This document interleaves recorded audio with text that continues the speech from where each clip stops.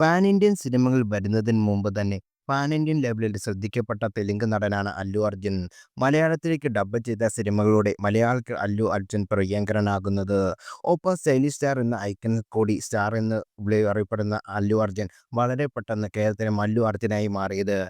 ഇന്ന് Indian cinema ഉയർന്ന പ്രതിഫലം വാങ്ങുന്ന നടന്മാരിൽ ഒരാളാണ് അദ്ദേഹം.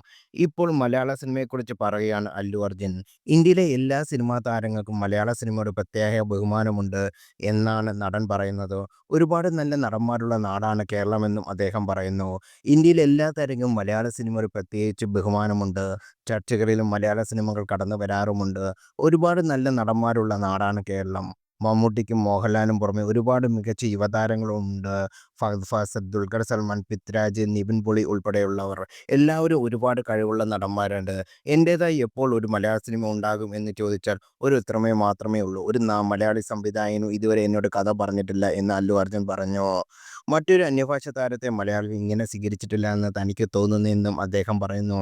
അവർ ഹൃദയത്തിൽ തനിക്കൊരു പ്രത്യേക സ്ഥാനം നൽകുന്നുണ്ടെന്നും അല്ലു കൂട്ടിച്ചേർത്തു. മലയാളികൾ അവരുടെ ഹൃദയത്തിൽ എനിക്കൊരു പ്രത്യേക സ്ഥാനം നൽകുന്നുണ്ട്. അവരുടെ സ്നേഹത്തിനും ലാളനയ്ക്കും എന്നും ഞാൻ കടപ്പെട്ടിരിക്കും. ഈ സ്നേഹം ലാളനയുമാണ് മല്ലു അർജുൻ എന്ന പേര് എനിക്ക് സമ്മാനിച്ചത്. എനിക്ക് തോന്നുന്നു മറ്റൊരു താരത്തിനും മലയാളികൾ ഇങ്ങനെ സ്വീകരിച്ചിട്ടില്ല എന്നാണ് അല്ലു അർജുൻ പറയുന്നത്.